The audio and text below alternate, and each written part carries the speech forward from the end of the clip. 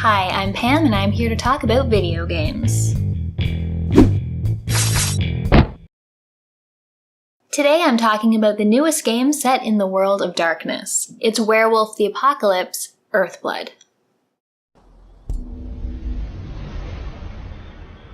Developed by Cyanide and available for PC, PlayStation, and Xbox as of February 4th, 2021, Werewolf the Apocalypse Earthblood is an action game that asks you to unleash your rage.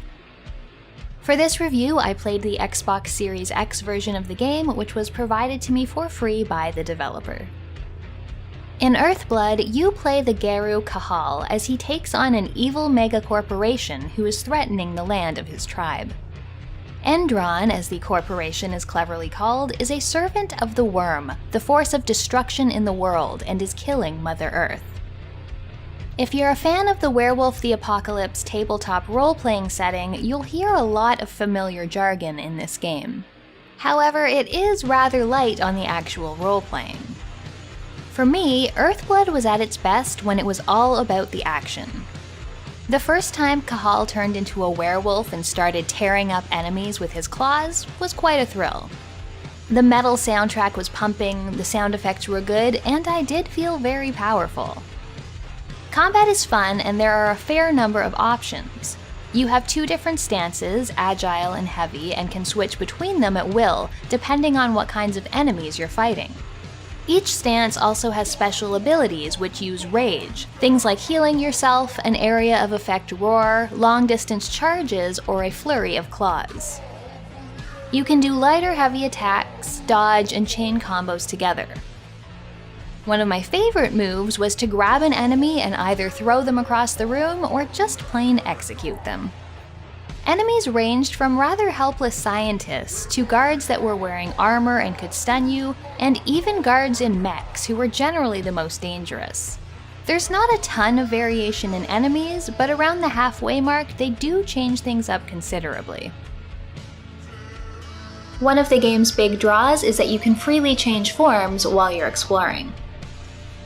As a human, Cahal can have conversations and interact with the environment. Krenos' form is his werewolf form and is used for combat, though you can also unleash the beast in the middle of some conversations if that's the way you want to play it. He can also use his wolf form to move faster and more stealthily. Stealth, for me at least, was optional. While in the Endron base, you can use your wolf form to go through vents and sneak around guards. You have a crossbow to perform stealth kills or take out cameras. You can find computer terminals to open doors or turn off turrets, and can do takedowns to silently choke out those who have the misfortune of being alone. The enemy AI is not particularly smart. It can take them a while to realize you've killed half the room or notice bodies. As someone who generally lacks patience in games, I don't mind dumb AI, but if you're looking for a deep and intricate stealth experience, you're probably not going to find it here. I mainly use stealth as a way to take out a few enemies, build some rage, and sabotage entryways to damage units who would join the fight once it started. It does seem like you can avoid combat entirely in a number of rooms though, if you find the best way through it. As you progress and level up, you'll get access to talent points that you can use to enhance or gain new skills. These can be either combat-oriented or more tactical. Experience comes both from combat and finding spirits out in the world and smelling them? Though Earthblood bills itself as an action RPG, there's actually very little role-playing to do, especially when you consider all the source material it has to draw from. Aside from a talent tree, there are many conversations in the game between missions, complete with dialogue wheels. But none of the options really seem to matter that much or make me perceive Cahal as having any real character development. There's only one decision at the very end of the game which has any real consequence. Though the initial concept of a group of eco-warriors fighting the forces of destruction from an evil corporation was intriguing, it was not presented in the most engaging way. Cahal as a character is extremely bland, and the dialogue-heavy parts of the game really dragged. His personal story also suffers from the most overdone of game cliches. Much of what's driving the action is what happens to his wife and daughter. I don't want to spoil it, but they're things that happen to many wives and daughters of grizzled, brooding game protagonists. My biggest problem with Earthblood, though, was that it got very repetitive after a while. You walk around your forest camp, talking to other Garou, then go into the Endron base, which is really a series of hallways and stealth/fighting rooms. They all look kind of the same. Then you go back to camp and talk some more, then go to another very similar looking base and fight. Around 75% of the way through the game, you finally get to see some new sights, traveling to the desert and fighting in more corporate looking offices. More variation in level design and enemies would have gone a long way to keep things more interesting. Earthblood's intro cutscene is really impressive, but the actual game doesn't quite live up to it. It shows some incredible visuals and strange environments, and wolves that travel in a pack to fight a common enemy.